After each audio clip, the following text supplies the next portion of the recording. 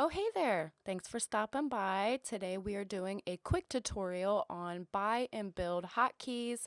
These little tips and tricks will help you in your future builds to kind of make things run a little bit more smoothly. By the end of this tutorial, you will be a pro, mark my words.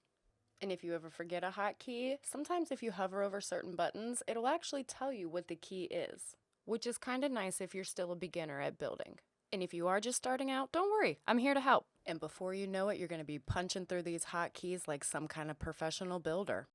Alright guys, just a quick reminder, a big chunk of my watchers are not subscribed to me, so if you could just take a quick second, hit that big red subscribe button on my page, you will be greatly appreciated. Okay, back to the show.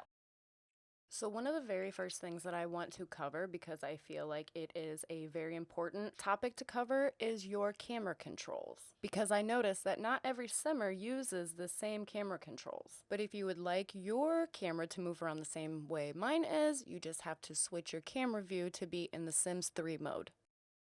Okay, so the first hotkey we're going to talk about is actually the Eyedropper tool, or the copy tool, which can be accessed very quickly by pressing E. So if you click on your item and hit the letter E, it will just instantly copy it for you. And then you don't have to go all the way up to the top here and click on Eyedropper, then click on your object and all that extra stuff.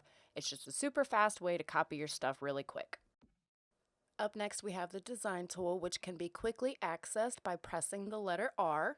Then when you click on an item, it'll bring up this fancy little menu that has all the different color swatches. And when you're trying to color coordinate a room, it can make it very difficult to have to click on every individual item, so there is a shortcut for this as well. To do this, you just simply hit the plus sign and the minus sign. Moving on next, we have the Sledgehammer Tool, which can be quickly accessed by pressing the letter K.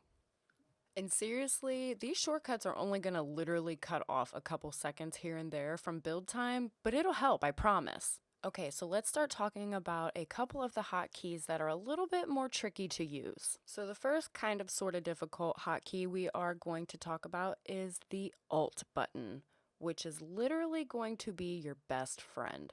So any other time when you're building and you're moving stuff around, you are really limited on being able to place items only in the gridded areas. But the Alt button will help you bypass that.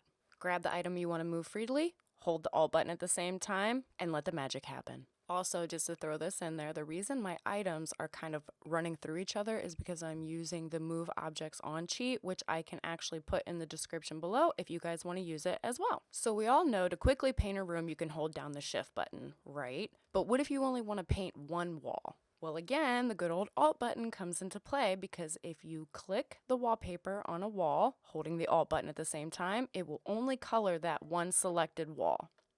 So here's an example if you hold down the Shift button and apply wallpaper.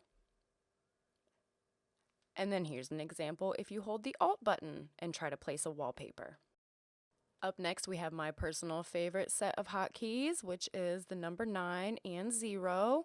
And those are responsible for making things magically float. So again, thanks to the wonderful grid, it makes it very difficult to kind of place items wherever you want on a table. So thank you to the Alt button and the number 9, we can not only move it where we want, but we can also raise it to set things on a table to make it look more fancy and full.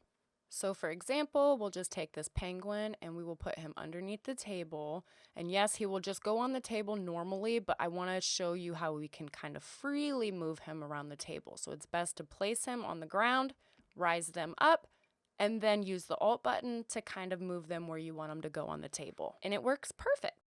So you press the 9 to make the item higher, and you press the 0 to bring it back down to the ground. Literally endless possibilities that you can do with these little tips and tricks. Do you ever come across a build where there's objects on the lot that are just humongous and you're like, man, how is this even possible? Well, I'll tell you. The bracket buttons, and they'll be your best friend. I'm sure at some point there's some kind of limit on how big you can make an object, but as you can see in the example, stuff can get pretty massive. Nothing like coming home to a 200-foot penguin sitting on your property. A good example of using these keys to make items bigger or smaller is if you plan on building a parking lot or a garage, you can take the toy cars and make them larger. It just adds that much more detail. Do you know what I mean? So there you have it. Here is a couple tips and tricks that will hopefully help you guys on your future builds from here on out. Okay, be gone now. Go use your newfound powers to build something extraordinary and amazing. And make sure you tag me in it so I can see it. If you guys found these tips and tricks helpful, please make sure to slap this video with a big thumbs up button. And if you haven't already, please make sure to subscribe. And I'll see you guys in the next video. Here's a cute little octopus to end the video. Bye!